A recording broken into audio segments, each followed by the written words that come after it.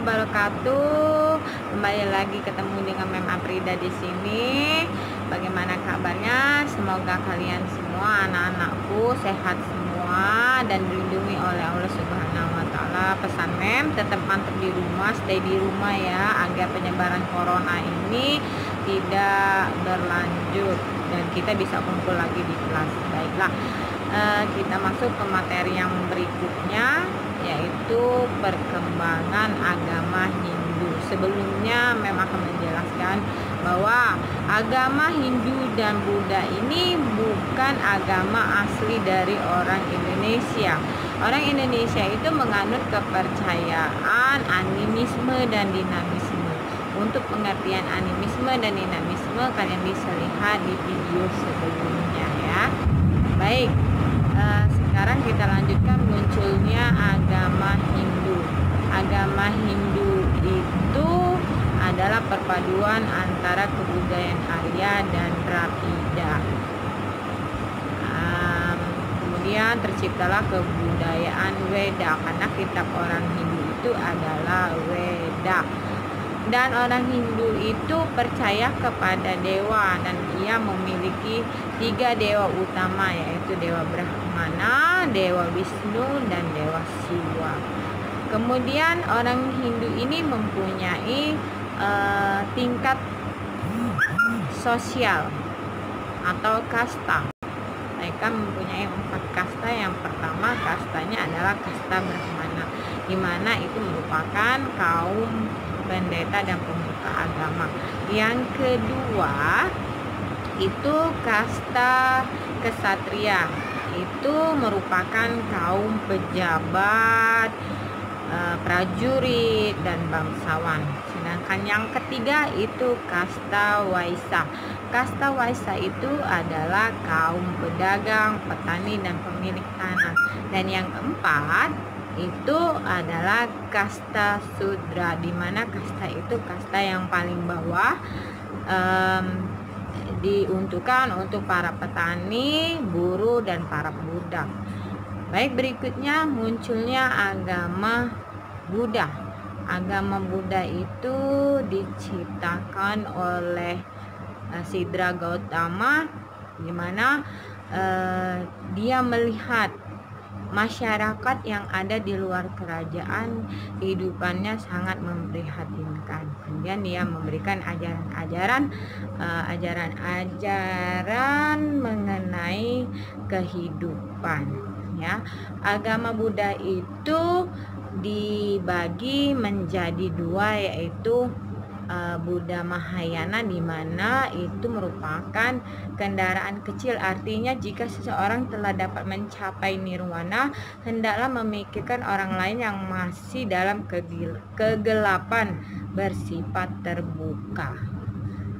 Yang menganut ajaran ini yaitu negara Jepang, Tiongkok, Korea, Vietnam, dan juga kerajaan Sriwijaya.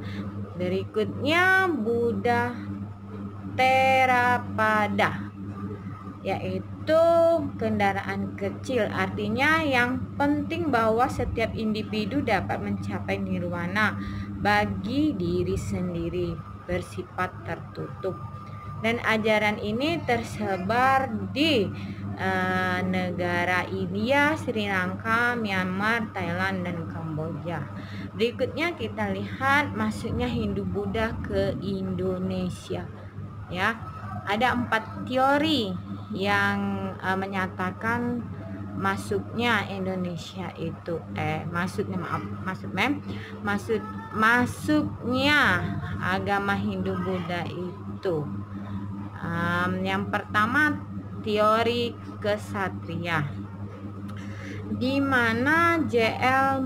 Mons menyatakan bahwa Indonesia pernah mengalami penjajahan bangsa India, dan yang menaklukkannya adalah golongan kesatria, sehingga golongan kesatria itu menyebarkan agama Hindu dan Buddha ke Indonesia. Yang berikutnya teori Waisya, menurut N.J. Crom.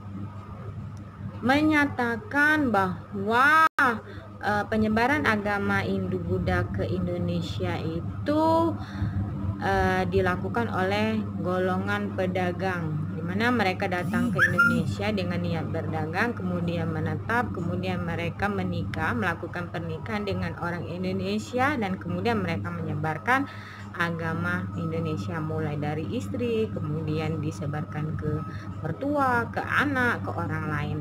Berikutnya teori Brahmana. Teori ini dinyatakan oleh Van Lier. Dia menyatakan bahwa orang Indonesia itu sengaja memanggil kaum pendeta yang ada di India untuk mengajarkan kebudayaan agama Hindu dan Buddha. Berikutnya yang keempat ada teori arus balik, di mana teori ini dinyatakan oleh F.D.K. Bos. Ya, maaf menggunakan bahasa Indonesia kan kita orang Indonesia ya. Di sini dinyatakannya bahwa para penduduk Indonesia itu ingin mendalami agama Hindu dan Buddha. Akhirnya mereka pergi ke negara India, kemudian mereka menerima pelajaran dari sana, menggali ilmu tentang kebudayaan agama Hindu dan Buddha. Kemudian mereka kembali lagi dan menyebarkannya ke seluruh Nusantara. Baiklah, sampai di sini materi kita hari ini. Nanti kita sambung ke materi yang berikutnya.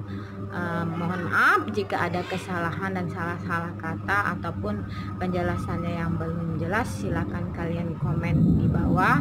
Kemudian jangan lupa disebarkan sama teman-temannya agar mereka juga dapat pelajaran dari memnya. Baik, assalamualaikum warahmatullahi wabarakatuh. Tetap rajin belajar agar menjadi anak yang sukses. Amin ya robbal alamin.